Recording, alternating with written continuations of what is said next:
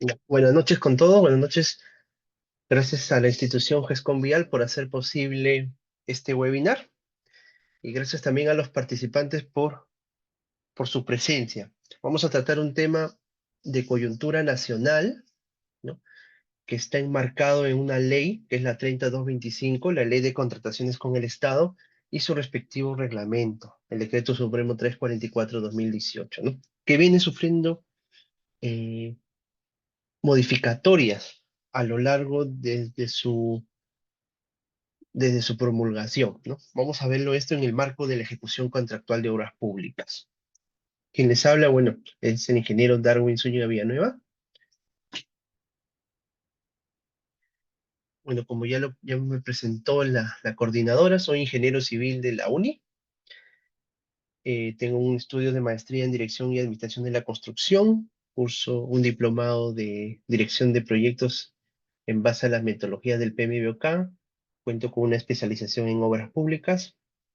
Asimismo, tengo una certificación internacional de Scrum, de Project Management en ISO y otros, ¿no? Actualmente estoy como especialista de costos y presupuestos en una empresa supervisora transnacional llamada TASH, ¿no? Antes de iniciar netamente con, ya viendo el tema del reglamento, vamos a ver un poco cómo está nuestro presupuesto para este año 2024, ¿no?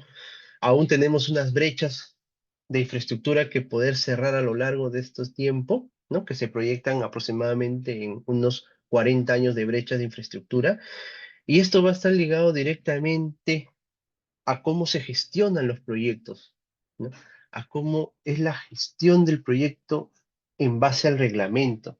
Hay profesionales, ya sean supervisores residentes, que no tienen muy claro el tema del reglamento y sobre todo la ley de contrataciones, en el cual se enmarca una obra pública. Una obra privada tiene sus propias gestión, sus propios documentos, sus propias reglas de juego, ¿no? Que lo da entre el cliente y el contratista. Y del contratista al subcontratista de forma muy particular. En cambio, en el Estado, en obras públicas del Estado, se rige bajo normativas. Estas normativas y la cual se resalta bastante la ley de contrataciones con el Estado, ¿no? Y su reglamento respectivamente. Para este año 2024 tenemos aproximadamente 240.000 millones de soles que se van a ver reflejados en el presupuesto nacional, ¿no?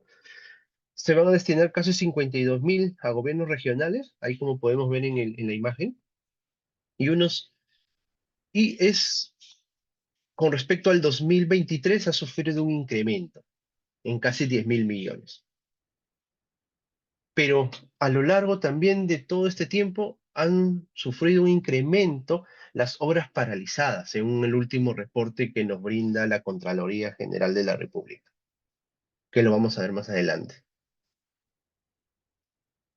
Para entender esta coyuntura nacional, vemos estas noticias que hacen llegar la Contraloría, donde dice, deficiencias en expedientes técnicos siguen perjudicando obras públicas a nivel nacional. Nosotros, como ingenieros, como arquitectos o como todo profesional que está inmerso en la construcción, sabe que el inicio de todo proyecto, o donde nace todo proyecto, es el expediente técnico. Y actualmente no hay una inversión significativa para un expediente técnico. Lo que normalmente debe costar entre 3 a 5% del monto total del proyecto para la realización de expedientes técnicos, actualmente está entre 0,2 a 0,5%. Por eso es que es la mala calidad del expediente, hay muchas deficiencias técnicas, hay muchas omisiones, hay incompatibilidades entre especialidades. Y eso se refleja justamente en que ahí no hay una integración de las especialidades al momento de formular un expediente técnico. ¿Qué nos dice acá? El Contralor General recorre la obra de ampliación, renovación y mejoramiento en un distrito de Arequipa y nos dice que tiene una inversión de 13.800 soles, pero se encuentra paralizada, ¿no? Paralizada. ¿Por qué se paraliza? Hay diversos factores. El otro noticia es, alertan deficiencias en aprobación de un adicional de obra. Entonces, ¿qué nos indica el reglamento, el reglamento de la ley de contrataciones? Que para que se dé un adicional, este tiene que ser necesario e indispensable para la obra.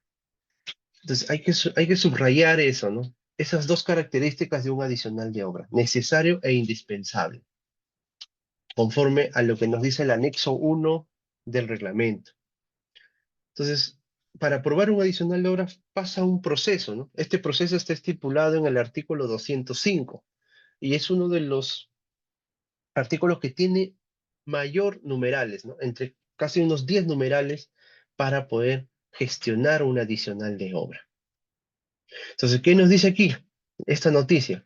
El expediente técnico del adicional de obra considera para el cálculo del presupuesto deductivo la resta del costo de partidas como desbroce y limpieza, materiales y otros. Sin embargo, estas partidas ya se han valorizado y pagadas al contratista. Entonces, acá lo que está viéndose reflejado es que hay un adicional deductivo vinculante.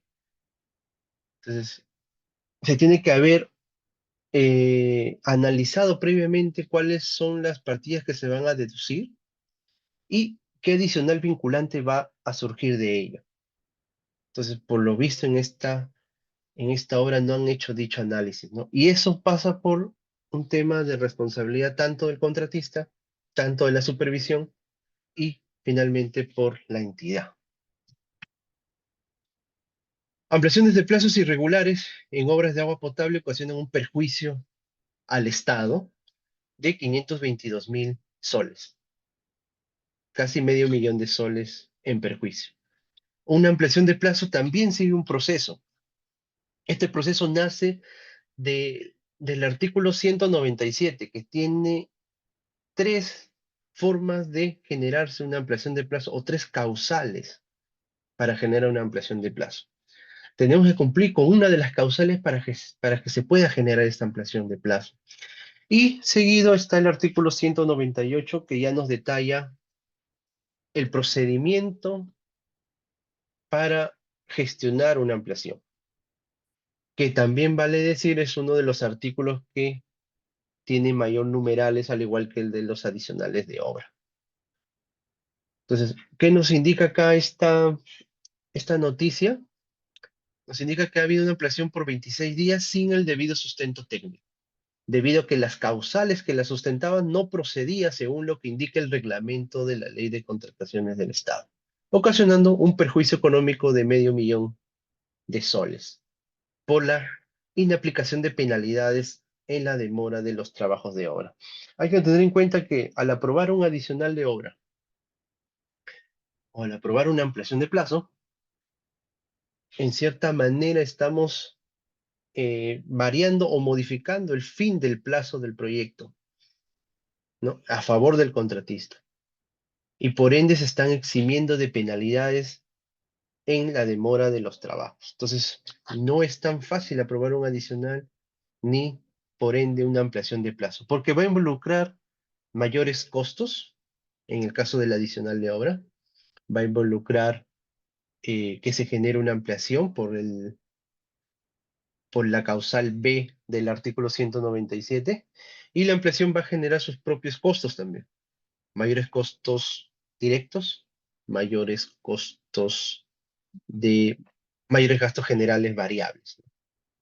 Que eso está tipificado en el numeral 201 del reglamento, ¿no? Nos dice cómo calcular el gasto variable diario de un proyecto. Irregularidades en ampliaciones de plazo de obra del Colegio Los Algarrobos causaron 126.000 soles de perjuicio al Estado, ¿no? Contraloría señaló que presunta responsabilidad de funcionarios de la Municipalidad Provincial de Piura. Entonces acá también otorgaron, dice, debido a irregularidades en el otorgamiento de 5 ampliaciones de plazo en la obra de rehabilitación, estos hechos generaron retrasos del plazo contractual de la obra y un perjuicio económico de 126.000. Toda ampliación de plazo, todo adicional de obra está supeditado a una auditoría, tanto por OSI y esta a su vez por la Contraloría. Entonces, Hay que tener mucho cuidado, nosotros que formamos parte de la supervisión o que formamos parte de una entidad, analizar bien las causales por las cuales se va a enmarcar la ampliación de plazo y también analizar bien si esto afecta a la ruta crítica del proyecto, ¿no? Que es una de las principales causales, una de las principales características de una ampliación de plazo, ¿no? Que afecte la ruta crítica del proyecto. ¿Y cómo se identifica una ruta crítica? Por la holgura, ¿no? La holgura de sus partidas. Si la holgura total de la partida es igual a cero, entonces quiere decir que esa partida forma parte de la ruta crítica.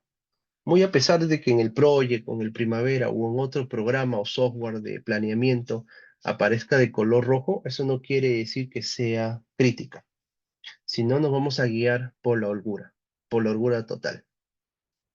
Entonces hay que tener eso en cuenta, ¿no? Que una ampliación de plazo, su principal característica es que afecte la ruta crítica del proyecto.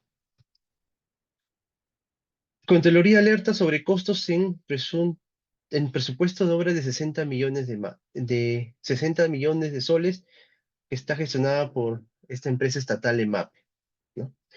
Que nos dice acá que justamente esta obra vial del Pasamayito, ¿no? Que se inauguró el año pasado, ¿no? En el cual une los distritos de Comas y de San Juan del Urigancho, ha habido un sobrecosto, ¿no? Una inversión de 60 millones adicionales al presupuesto original, ¿no? ¿En qué se puede marcar? De repente se puede marcar en ampliaciones de plazo, en adicionales de obras, en partidas nuevas, ¿no? Entonces, eso no ha sido concebido en el expediente técnico, por eso que se ha generado ese sobrecoste.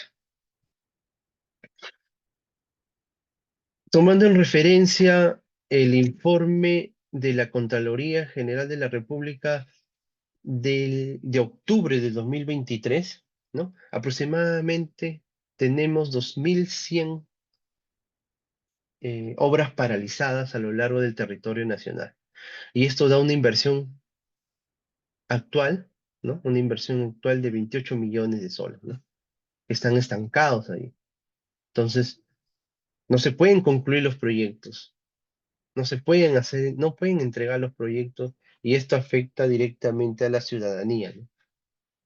Entonces, acá podemos ver en el cuadro que se presenta cuáles son las causales de paralización. Por ejemplo, tenemos incumplimiento del contrato. El contrato está firmado por dos partes, tanto la entidad como el contratista principal. Y el contrato no solamente es esa hoja o ese documento que tiene 3, 4, 5 hojas, ¿no?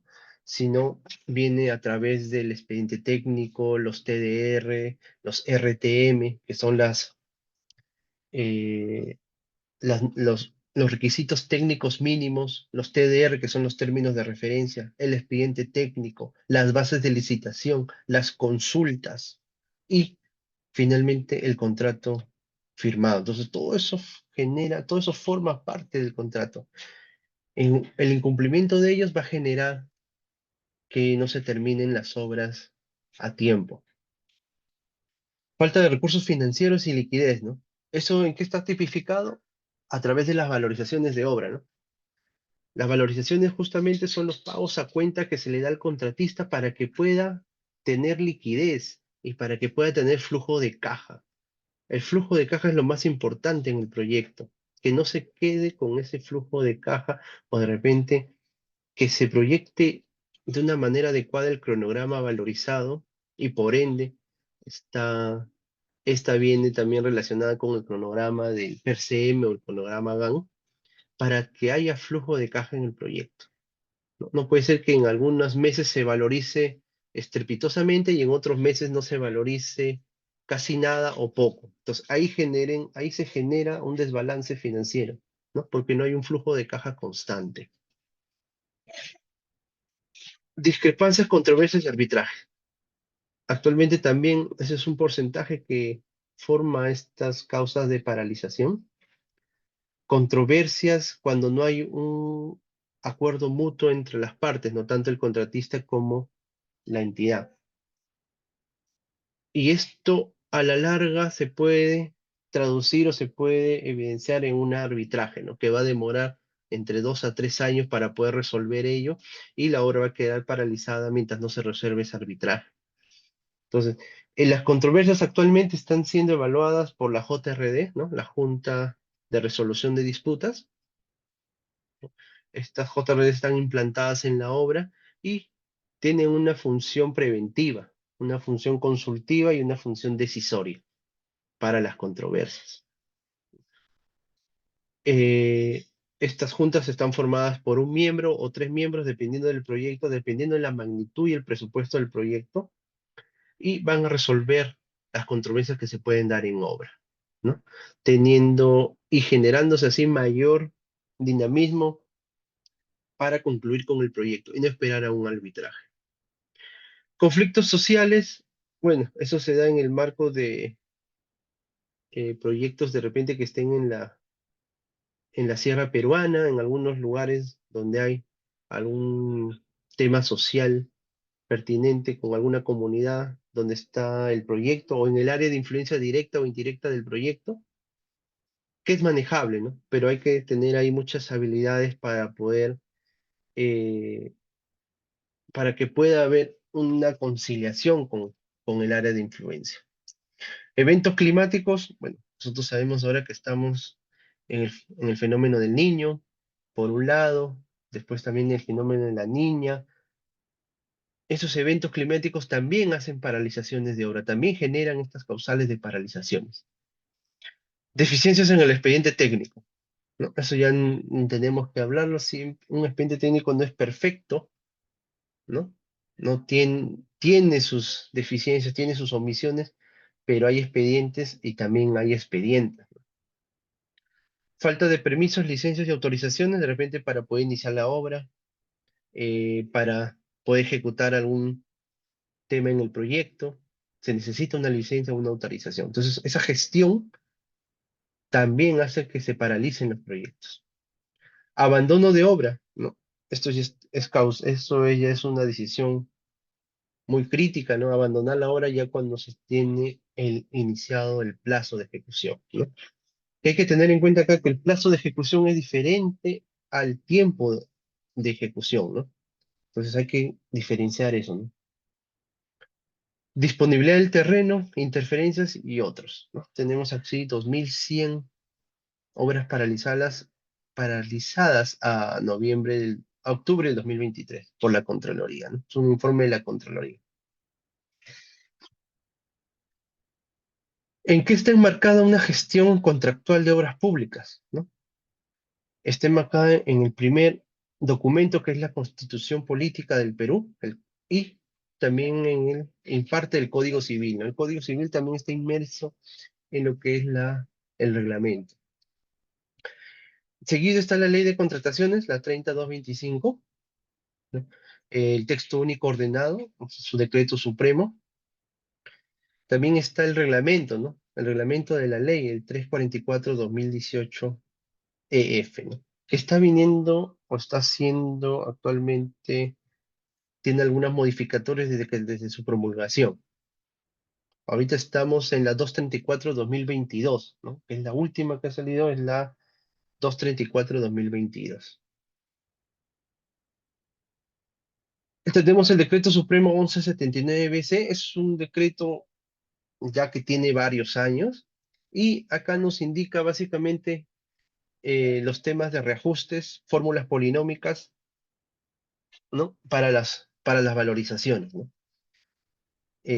Nos da ciertos aspectos técnicos con respecto a las fórmulas polinómicas, cómo se concibe una fórmula polinómica, cuáles son los reajustes, ¿no? ¿Qué reajustes se debe tomar en cuenta cuando una obra está adelantada, normalmente atrasada, si está en un ritmo normal u otros, ¿no? Entonces, también nos sirve para generar las valorizaciones correspondientes y también para las amortizaciones, básicamente para la amortización de materiales.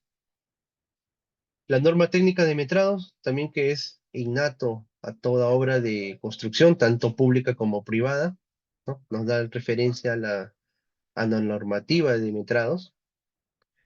La directiva 00-2020 del cuaderno de obra digital, ¿no? Que actualmente se viene implementando ya desde el año 2020 en las obras, ¿no? 2020-21 en las obras, dejando de lado en algunas obras el cuaderno de obra en físico.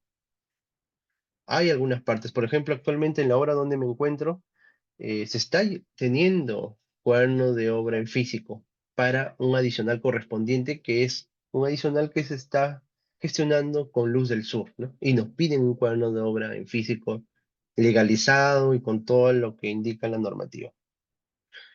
La directiva 12-2019, que es de la Junta de Resolución de Disputas, ¿no? Hay que tener en cuenta que esta junta es, se puede decir que es, hemos tenido, el Estado peruano ha cogido conocimientos exteriores, ¿no?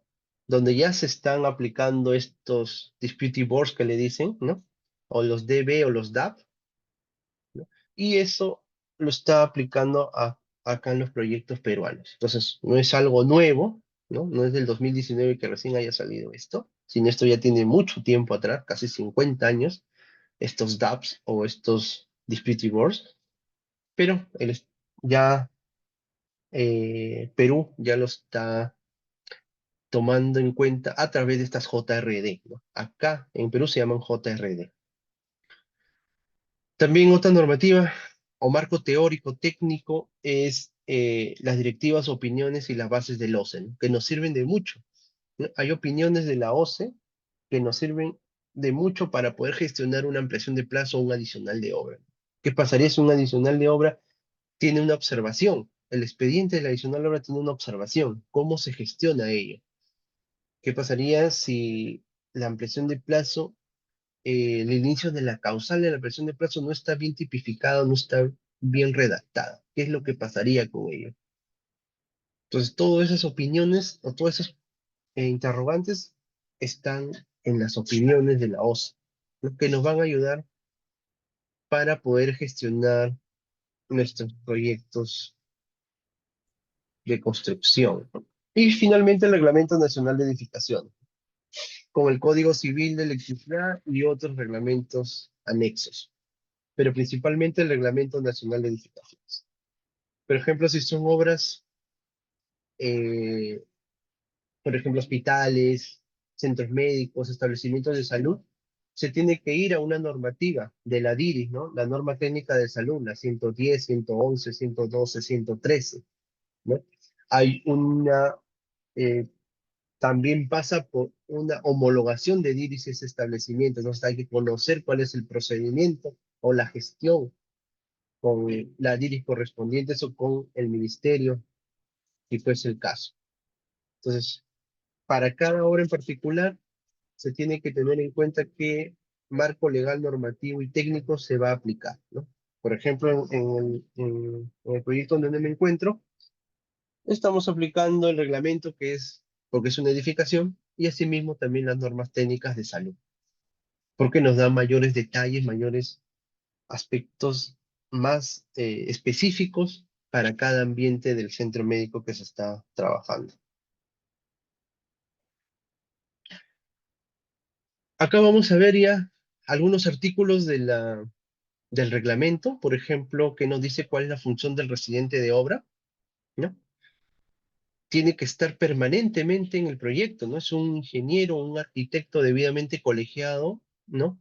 Que cuenta o que está de modo permanente y directo en el proyecto, en la ejecución del proyecto. El residente es la representación del Ya. contratista, representa al contratista como responsable técnico de la obra, pero no está facultado para poder generar, Ajá. eh, para poder generar algún tipo de modificación al contrato, ¿no? No tiene esa función, es el responsable técnico de la obra.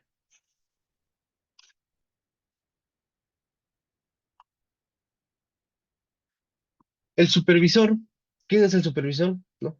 También es un ingeniero o un arquitecto, ¿no? Este supervisor puede ser a través de una persona natural o también a través de una persona jurídica, ¿no? Ahí ya sería un jefe de supervisión. Y este jefe de supervisión tendría especialistas que lo van a acompañar, ¿no? Por ejemplo, un ingeniero de SOMA, un asistente de supervisión, un ingeniero de costos y presupuestos. Dependiendo del proyecto, también van a tener otras especialidades sanitarias, eléctricas, equipamiento médico, mecánicas, arquitectura, estructuras y otros, ¿no? El supervisor hay que tener en cuenta que es la representación de la entidad en la obra. También tiene que estar de forma permanente y velar directamente por el proyecto en aspectos técnicos, económicos, administrativos, financieros, de calidad y otros, ¿no? Es el responsable de velar directa y permanentemente por la correcta ejecución de la obra. El contratista tiene que brindar toda la información al supervisor o al inspector de obra para que cumpla con sus funciones. Si el supervisor necesita información y se la pide al contratista, ellos tienen que entregarle sin objetar. Entonces, acá ya hemos visto los dos, se puede decir los dos stakeholders o los dos participantes importantes de un proyecto, ¿no? Que es el contratista, la supervisión, y también está la entidad, ¿no? La entidad que hace la gestión documentaria para que puedan correr las valorizaciones, para absolver algunas consultas si el supervisor cree conveniente elevarlo a la entidad, para dar seguimiento administrativo al proyecto, para gestionar reuniones, ¿no? Entre la supervisión, el contratista y la entidad para así agilizar los procedimientos o los procesos constructivos, ¿no? Tanto también la entidad tiene sus especialistas que van a dar soporte a ello. Asimismo, tienen a los proyectistas, ¿no? A los proyectistas del expediente técnico. Entonces, el expediente técnico, ya todos conocemos ello, sabemos un expediente técnico, por lo menos a lo largo de nuestro ejercicio profesional, nos hemos topado con ello. Entonces, nosotros conocemos que esto es un conjunto de documentos de carácter técnico y económico que permiten la adecuada ejecución de una obra, ¿no? Tiene varias, eh, o está constituido por varias partes, ¿no? Memorias descriptivas, donde detalla de forma general, ¿no? De acuerdo a la especialidad, qué es lo que va a comprender ella, ¿no? Por ejemplo, en arquitectura, las áreas techadas, cómo está constituido el área libre, cuál es el cálculo del área libre, cuántos pisos tiene, de qué va a constituir cada piso, eh, temas de ambientes, cuántos sótanos va a tener, cuántos estacionamientos, cuántos ambientes va a tener, dependiendo del proyecto, ¿no? Si es un hotel, si es una edificación multifamiliar, si es un centro médico, un hospital u otro. Especificaciones técnicas está ligado directamente a cada partida, ¿no? Cada partida tiene su especificación técnica donde nos indica, ¿no? Cuál es la descripción de la partida, qué materiales comprende esa partida, qué forma de ejecutar tiene esa partida, cómo se mide la partida y finalmente cuál es la medida o cuál es la forma de pago de dicha partida, ¿no? Cumpliendo todo ello, se puede hacer la valorización correspondiente. Los planos de ejecución, ¿no? Actualmente los planos están, bueno, seguimos trabajando con el AutoCAD, ¿no? Pero ya hay un plan B a nivel estatal donde ya se va a modificar ello, ¿no? Ya tenemos actualmente software eh, integradores, ¿no? Como es el BIM, donde podemos ver ya la incompatibilidad de todas las especialidades a más detalle y así poder justamente avanzar con el proyecto. Entonces estos planos tienen que hacer una compatibilización, ¿no? De todas las especialidades para poder atender esas restricciones que se tienen. Los metrados de la obra es la cantidad de trabajo, ¿no? El metrado es la cantidad de trabajo por cada partida que se vaya a ejecutar en el proyecto. Presupuesto de obra. Entonces tenemos nuestro presupuesto de obra que está concebido en costo directo, que es justamente el trabajo que se va a realizar para el proyecto. De ahí vienen los gastos generales, ¿no? Que justamente están ahí los gastos generales variables y los gastos generales fijos. ¿Y cuál es la diferencia? El tiempo, ¿no? ¿Cómo se gestiona en el tiempo ello? ¿O cuál es su permanencia en el tiempo? Tenemos los gastos generales, tenemos la utilidad que el contratista proyecta tener, ¿no? Que es muy diferente a la rentabilidad del proyecto, ¿no? La utilidad es muy diferente a la rentabilidad. La utilidad puede aparecer ahí 5, 8, 10%, ¿no? Pero la rentabilidad es muy diferente a ello. Eso ya va a depender de la gestión. El valor referencial, valor, un valor que está concebido para el proyecto y con el cual se manda a licitaciones. Y ahí hay una brecha entre más menos, donde alguna empresa puede postular y así poder adjudicarse el proyecto, ¿no? La fecha del presupuesto, ¿cuándo está concebido el presupuesto? ¿Para qué? Para poder tener los índices unificados. El índice unificado base del proyecto y así generar las valorizaciones correspondientes y también los reajustes, ¿no? Hay que tener en cuenta que las fórmulas polinómicas juegan un papel importante ahí. Los análisis de precios unitarios tienen una estructura de costos, ¿no? Los materiales, en la mano de obra, los materiales, los equipos y herramientas y también las subcontratas. Así está, en esta estructura de costo está visto estos análisis de precios unitarios, que obedecen mucho a un planning, ¿no? Un planning previo del proyecto para poder analizar estos costos unitarios. No es copiar de algún proyecto parecido, agarrarlo, copiarlo y pegarlo. No es tanto así, ¿no? Cada proyecto es único y tiene sus propias condiciones. Entonces, es tomar en cuenta esos análisis y previamente nosotros hacer un planning para gestionar nuestros costos, ¿no? Los calendarios de avance o los CAO, que le dicen, ¿no? Los calendarios de avance de obra, el CAO. ¿Qué deviene? ¿Qué deviene de la programación PER, ¿no? Esta programación PER deviene, o esta cronograma GAN deviene del método de programación que tú hayas elegido. ¿Cuáles son los métodos? Hay dos métodos, ¿no? El de la ruta crítica y hay otro método más. Entonces, los invito a poder leer el otro método que también sirve como parte de programación. Y finalmente las fórmulas polinómicas, ¿no? Las fórmulas polinómicas que justamente son las representaciones matemáticas de la variación del presupuesto en el tiempo. Tenemos un monto estático que es el monto del presupuesto y esto a lo largo del tiempo, a lo largo que va corriendo la obra, se van actualizando justamente por los índices unificados, ¿no? Salen más o menos entre la segunda y tercera semana de cada mes, ¿no? Y con ello realizamos nuestros reajustes correspondientes, realizamos nuestras amortizaciones de materiales, entonces ya sirve de mucho para poder hacer las valorizaciones. Anexo a ellos también están los estudios de suelo, los estudios de geológicos, estudios ambientales, también estudios de refracción sísmica para los puentes, por ejemplo, estudios de canteras para las carreteras y otros más. Y algo que se está adicionando actualmente son el estudio de gestión de riesgos, ¿no?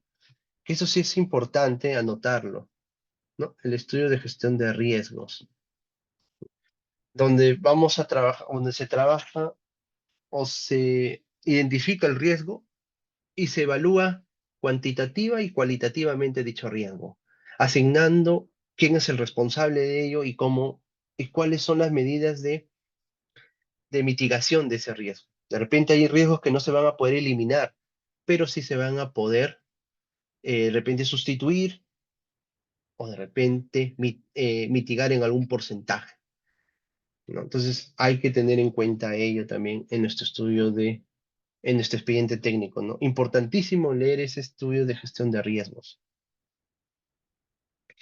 ¿Por quién es elaborado ese expediente técnico? Bueno, por consultores de obras, proyectistas, ¿no? De la especialidad, ¿no? Personal o profesionales que tienen la vasta experiencia para poder hacer o emitir un expediente técnico en su especialidad. También puede ser elaborado por la propia entidad o también por el mismo ejecutor de obras, ¿no? Esas son obras ya a mano, a llave en mano o concurso oferta. Hay dos tipos de expedientes técnicos, ¿sí? ¿No? Tenemos el expediente técnico original con el que se aprueba. Es el que aprueba la entidad con anterioridad al inicio de la obra y es utilizado para el proceso de selección, ¿no? Y también tenemos el expediente técnico adicional, ya que está dado en la gestión propia de la construcción y en la gestión del proyecto, ya. Es un expediente de iguales condiciones que el expediente técnico original y de la misma naturaleza. Si el expediente técnico nos indica que la modalidad es a suma alzada, este expediente adicional también tiene la misma naturaleza de suma alzada. Es el expediente técnico de la prestación adicional de obra el que se aprueba y es elaborado por la entidad de forma directa o indirecta. Bueno, la que elabora el expediente técnico adicional es el contratista, ¿ya? Conforme lo que nos indica el artículo 205. El contratista, para poder generar un adicional, tiene que anotar la necesidad en el cuaderno de obra, ¿no? Anotar esa necesidad. En los siguientes 5 días tiene el supervisor que ratificar que esa necesidad es correcta, ratificar la necesidad de ejecutar un adicional de obra. Y el contratista, a partir de la anotación de su necesidad, tiene 15 días para poder entregar el expediente técnico adicional, ¿no? Muy a pesar, si el supervisor indica se ratifica, continúa el proceso. Y si no se ratifica, se paraliza. Pero ya el contratista ha chambeado 5 días, ¿no? Pero ya ahí es lo que indica el supervisor de obra. Después de esos 15 días, tiene 10 días la supervisión para poder aprobar ese expediente técnico. Pero ¿qué pasaría si hay una observación? Eso no lo dice el reglamento. Para eso hay una opinión de la OCE. Entonces, normalmente, ¿hay observaciones? Sí, puede haber observaciones.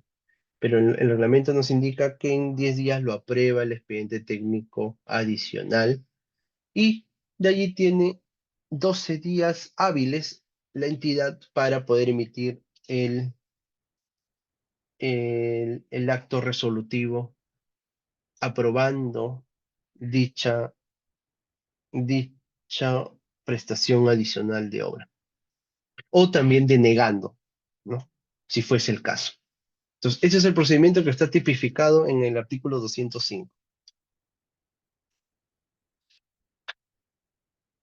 El expediente técnico pasa por un proceso de revisión según el artículo 177, ¿no? Ni bien inicia el plazo de ejecución de obra, ¿no? Ni bien inicia el plazo de ejecución de obra, no la hora propiamente dicho, sino el plazo de ejecución, que hay que tener muy en cuenta acá esos dos conceptos, ¿no? La obra aún no inicia, el plazo ya inició. ¿Esto por qué lo digo, no? ¿Por qué lo enmarco de esta manera? Porque, por ejemplo, tenemos una obra en algún lugar del Perú, ¿no? No sé, en Huancavelica. Nuestras oficinas están acá en Lima y la obra está en Huancavelica. Nosotros tenemos que cumplir para poder iniciar el plazo se tiene que cumplir 5 requisitos. Ya lo hemos cumplido y al día siguiente que se termine uno de esos requisitos de cumplirse, al día siguiente, sea feriado, domingo o, o no laborable, lo que fuese, inicia el plazo de ejecución de obra.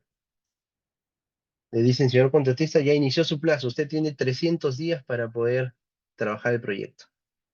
Pero mi obra está en Huancavelica, tengo que movilizar gente, tengo que movilizar maquinarias, tengo que gestionar mis almacenes, oficinas y todo eso. Eso me demorará unos 10, 15 días. Entonces ya inició el plazo, pero la obra todavía no inicia. Entonces ahí hay que marcar dos puntos muy diferenciados, ¿no? Entre el inicio del plazo y la obra propiamente dicha. Entonces, inició el plazo de ejecución de obra, tenemos que realizar la revisión del expediente técnico de obra. Tenemos 15 días, si son para obras menores a 4 meses, y si son obras mayores a 4 meses, tenemos 30 días. ¿Ya? El contratista tiene 30. Emite su informe, ¿no? Ya revisaron todos sus especialistas, el de arquitectura, sanitarias, eléctricas, estructuras, mecánico, el de HVAC, el de equipamiento u otros. Ya revisaron y ya emitieron su informe. Y la supervisión tiene 7 días, ¿no? 7 días o 10 días, ¿no? Dependiendo, ¿no? Si es menor a 4 meses, 7 días. Si es mayor a 4 meses, 10 días, para emitir su informe. Ese informe, también el supervisor realiza una revisión al expediente técnico y también cada especialista emite su informe. Pueden haber las mismas, identificando las mismas incompatibilidades, sí, ¿no? Pero también la supervisión puede ver más allá de ello y puede alertar otras incompatibilidades, ¿no? ¿Cuál es el fin de la revisión? De poder tener una lista de cuáles son las incompatibilidades, cuáles son las posibles prestaciones adicionales que se pueden dar, posibles deductivos que se puedan dar, posibles reducciones, posibles ampliaciones de plazo, o si hay algún riesgo que no se ha previsto en el expediente, acá se puede dar una alerta, ¿no? Esto nos va a servir como alerta para el proyecto. Y finalmente, después de los 10 días o 7 días de ser el caso, se le eleva a la entidad. Y esto queda eh, como una revisión que nos va a servir a lo largo de todo el proyecto. Eso se da al inicio, ni bien empieza el plazo de ejecución. ¿Cuáles son los elementos claves para la revisión del expediente técnico? Estudios básicos, arquitectura, estructura, eso ya, bueno, ya lo sabemos. Hay que dar una revisada a ver si cumplen con la normativa, ¿no? Por ejemplo, ahí vi un expediente técnico donde un proyectista estaba, eh, valga la redundancia, proyectando, ¿no? Calzaduras a 15 metros de profundidad, ¿no? Calzaduras a 15 metros de profundidad. Lo que contraviene con lo que indica la normativa, la E050, ¿no? Suelos y cimentaciones, ¿no? El cual nos dice que calzaduras tan solamente es a 4,5 o 5 metros de profundidad. Entonces ahí hay una incompatibilidad, ¿no? Ahí estamos en lo que estamos deviniendo lo que dice el Reglamento Nacional de Edificaciones, la normativa actual. Entonces ahí se genera un adicional deductivo, por ejemplo. Se quita esos calzaduras a 15 metros, se pone otra estructura en su reemplazo. ¿Que puede ser qué? Muros pantalla, de repente, u otras tecnologías, ¿no? Normalmente los muros pantalla, ¿no? Y se genera un adicional deductivo. Compatibilidad de diseños, planos, especificaciones, unificar todo ello, ¿no? A veces las especificaciones técnicas dicen algo, los planos dicen otra cosa y el presupuesto dice otra cosa. Entonces hay que ver una compatibilidad y también hay que ver acá eh, cuáles son las precedencias, ¿no? ¿Cuál es el que tiene mayor validez en un contrato, ¿no? Por ejemplo, suma alzada lo que manda son los planos, ¿no? ¿Cuál es el nivel de precedencia de cada documento? Entonces, si en el plano indica que se tiene que realizar esto y no está considerado en el presupuesto o le falta algún detalle, el plano manda y se solicita los detalles que se soliciten para construir. La entidad nos tiene que dar, el proyectista nos tiene que entregar ello, ¿no? Los metrados también, hay que hacer un chequeo de metrados, pero no de todas las partidas, ¿no? Si tenemos 4.000 partidas, no vamos a hacer de todas esas partidas, ¿no? Tenemos que tener también acá un poco de criterio de saber cuáles son las partidas más incidentes, las que van a afectar a nuestro presupuesto. Y para eso utilizamos una técnica, ¿no? La técnica del Pareto, ¿no? El 80-20. Entonces, no vamos a atacar todas las partidas cuando algunas partidas no son tan incidentes o no afectan al presupuesto. Hay partidas que sí afectan directamente. Mueves un decimal y cambia todo el proyecto. Entonces, esas partidas tenemos que identificar. Y también si forman parte esto de la ruta crítica. Fórmulas polinómicas, que la sumatoria de los monomios es igual a 1, por ejemplo. Canteras y botaderos, esto en el caso de proyectos en carreteras. Permisos y autorizaciones. Riesgos del proyecto. Esto sí es importantísimo, ¿no? A veces esos riesgos no están tipificados en el contrato pero se tiene que hacer una evaluación. Y si no hay ese documento, que es casi improbable, se tiene que realizar una gestión de riesgos, ¿no?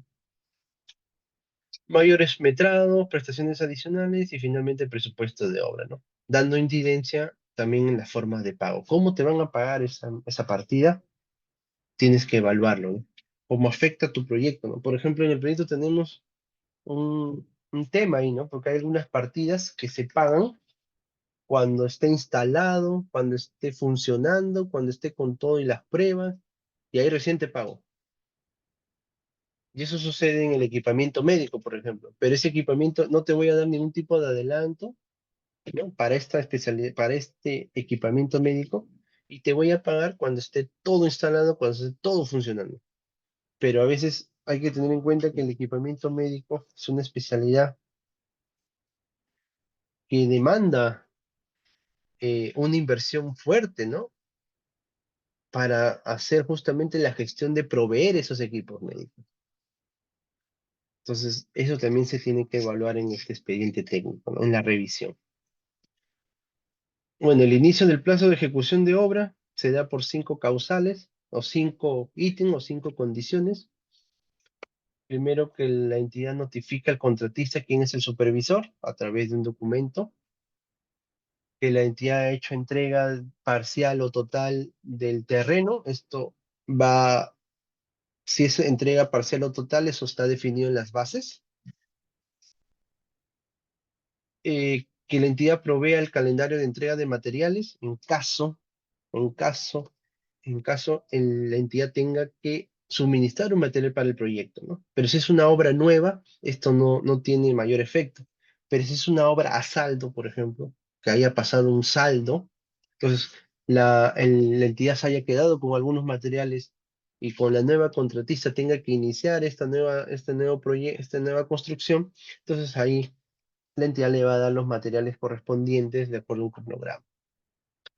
Que haya hecho entrega también la entidad del expediente técnico completo, y finalmente que haya otorgado al contratista el adelanto directo, ¿no? Este adelanto directo está tipificado en un artículo, si no recuerdo, es en el artículo 180, ¿sí? Y esto demora aproximadamente 15 días. Y como podemos ver acá, la mayor parte, o casi la totalidad, es por responsabilidad de la entidad, ¿no?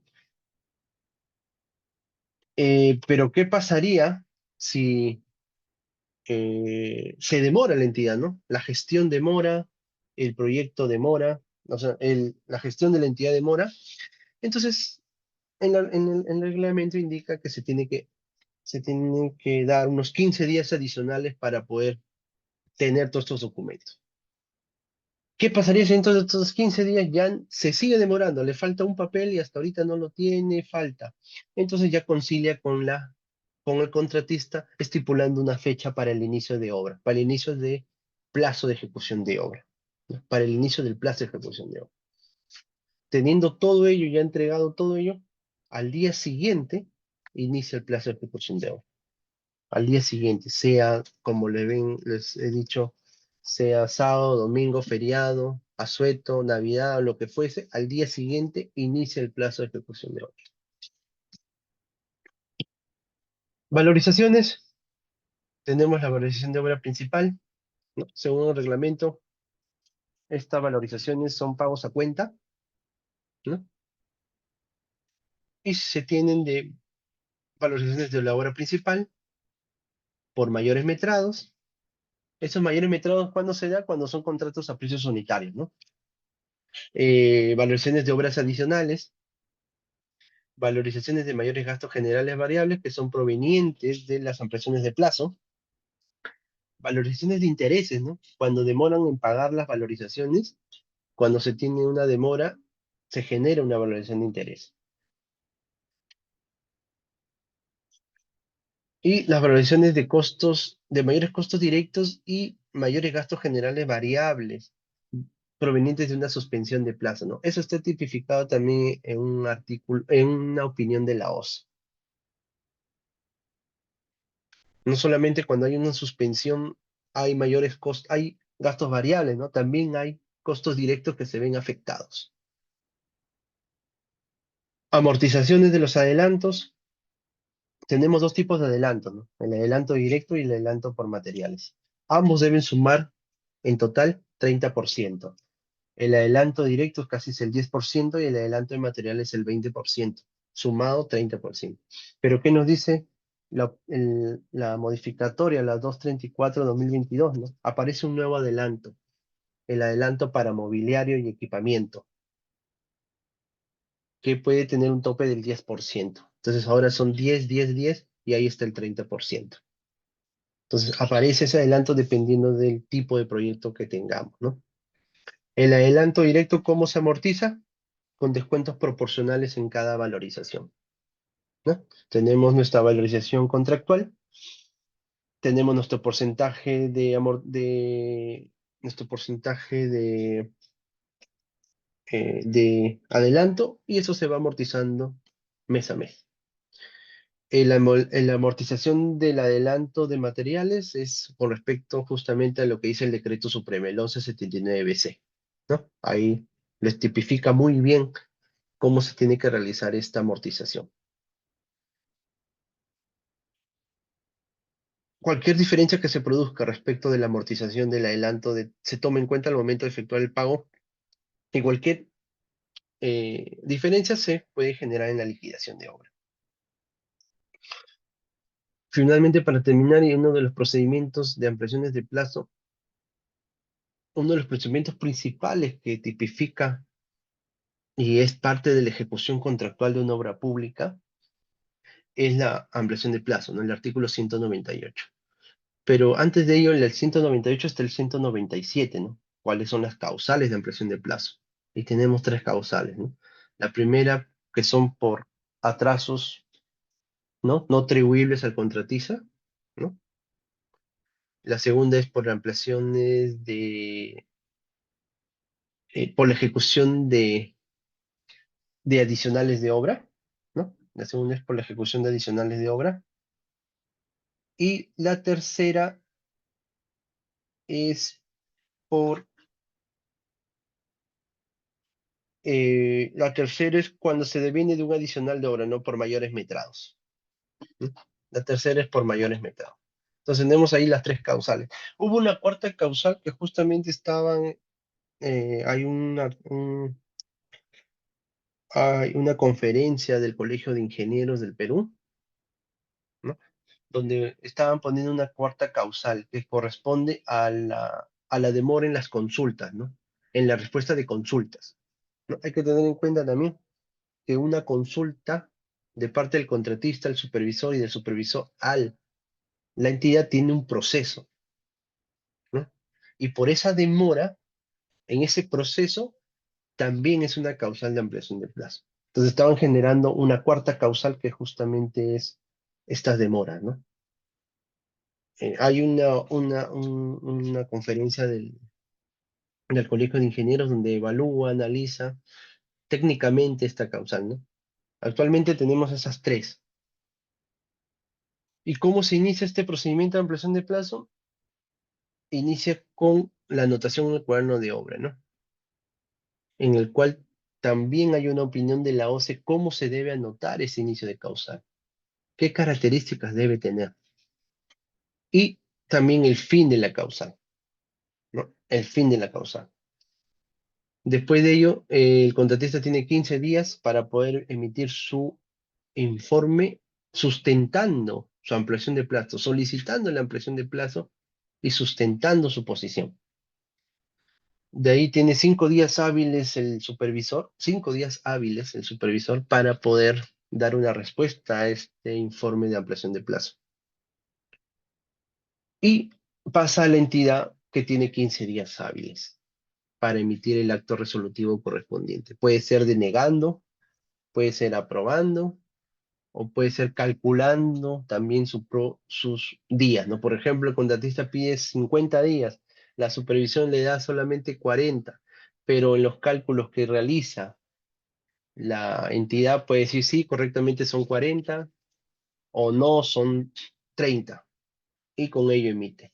Después de ello, después de esa resolución, si el contratista está conforme, ya no inicia ningún proceso de controversia, pero si no está conforme, inicia la controversia correspondiente, ¿no? Donde tiene 7 días para mostrar su desacuerdo, de ahí tiene 30 días para poder emitir todos los documentos que sustenten su desacuerdo y su inconformidad a la JRD, y la JRD tiene su propio proceso para poder al final decidir sobre esta controversia. Si tomado la decisión de la JRD, la entidad o el contratista tampoco están de acuerdo, esto ya se va a un tema de arbitraje, ¿no? Ya se va a un tema de arbitraje. Entonces, este procedimiento no está tipificado también en el reglamento. Nosotros estamos acá viendo el artículo 198 que muere justamente con los 15 días hábiles donde emite el acto resolutivo. Si dentro de los 20 días hábiles de representada la solicitud la entidad no se pronuncia y no existe opinión del supervisor, se considera por aprobada la ampliación solicitada por el contratista. Bueno, con esto hemos terminado el webinar del día de hoy. Hemos visto un marco bastante general de todo el reglamento con algunos artículos y quedo atento a sus preguntas.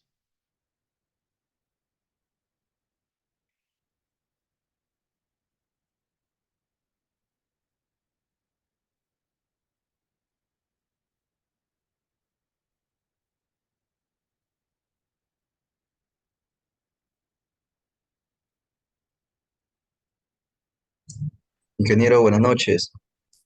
Hola, buenas noches. Buenas noches, ingeniero. Tengo una pregunta. No recuerdo bien cuándo es que se requiere la contratación de un inspector o un supervisor de obra. ¿De qué depende esa contratación? Esto va a depender de la magnitud del proyecto, del presupuesto del proyecto.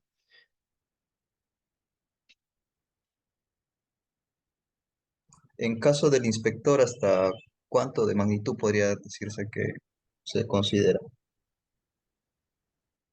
En caso de un inspector de obra, es un personal que es de la misma entidad, ¿no? En este caso del cliente, ¿no? De la entidad. Entonces, no tengo ahorita el dato exacto, pero estamos hablando de proyectos de, por ejemplo, unos 5 millones, 6 millones de soles, en el cual ya puede estar ahí un inspector de obra. En caso de proyectos más de 20 millones, 25 millones, está ya estipulado a través de un concurso público, una licitación pública, disculpa, una licitación pública, y esto ya está viniendo también con la contratación de un supervisor. Un supervisor como persona natural o un supervisor también como persona jurídica, ¿no? Que tiene su staff. Muchas gracias, ingeniero.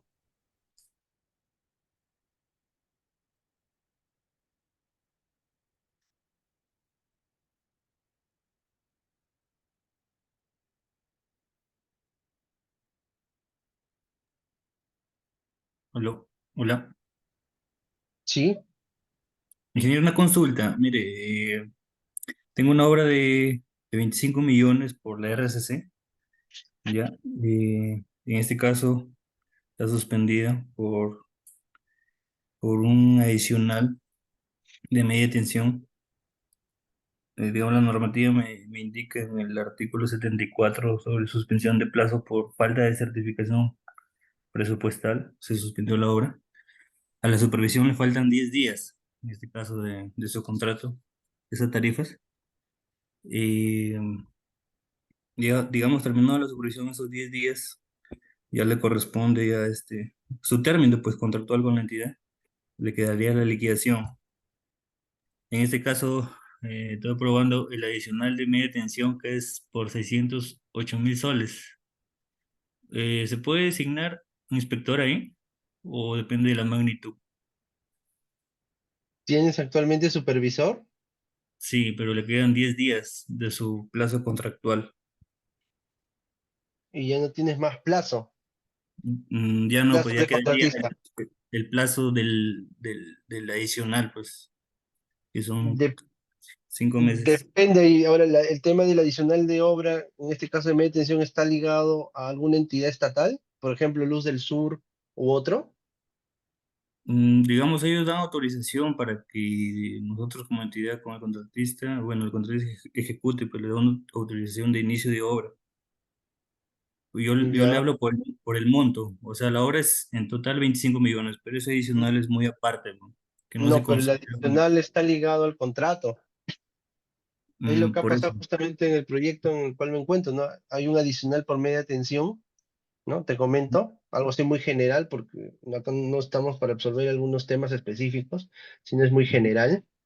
Tenemos un adicional de media tensión, el cual no ha sido concebido en el expediente técnico. Entonces, este adicional de media tensión, que tiene una duración de 75 días, ¿no? Genera una ampliación de plazo al contratista, ¿no? Por un Claro. monto, una ampliación X de 20, 30 días, lo que fuese. Entonces, Ujú. al momento de que se le amplía, la ampliación amplía el contrato, amplía el fin o modifica el fin de plazo al contratista, por ende, inmediatamente también se actualiza o se modifica el contrato de la supervisión, porque está ligado directamente al contrato del contratista, valga la redundancia. Por ende, a Claro. nosotros también nos han ampliado este plazo del- de supervisión por este adicional 12 que se le otorgó al contratista. Entonces, la supervisión sigue realizando sus funciones de control y todo para este adicional número 12, que creo que es similar al que tienes tú, ¿no? Al que es tu caso. Claro, el tema que la entidad donde, bueno, donde estoy, no tienen los recursos para financiar, ese es adicional de la supervisión. Por eso era mi consulta. Ahí ya este es otro tema, y ahí ya viene netamente por la Sí. gestión de la entidad y si tiene presupuesto, ¿no? Si Sí, tiene ahorita viabilidad el presupuestal y todo RCC, eso. como el RCC ya culminó su operatividad, por eso era mi consulta. Sí, es de esa Mm. manera. Eso ya va a depender mucho de la entidad, ¿no? De cuántos Claro. recursos tiene la Por eso entidad. lo consultaba, como es de 608.000 soles ese adicional, o sea, se puede contratar un inspector. Esa me consultaba claramente. Ah, ya no, eso como te digo, si es adicional y hay una supervisión, lo más coherente es que se tenga que también ampliar el contrato de la supervisión, pero ya depende de la entidad, ya. En ese caso Ah, depende de la claro. entidad. Te he dado un ejemplo particular y es como lo ha gestionado en este caso la entidad donde estamos laborando, ¿no? Ah, claro, el procedimiento es así, pues, pero Sí, pero sí, claro. Ya, Inge, gracias. no se preocupe. Gracias.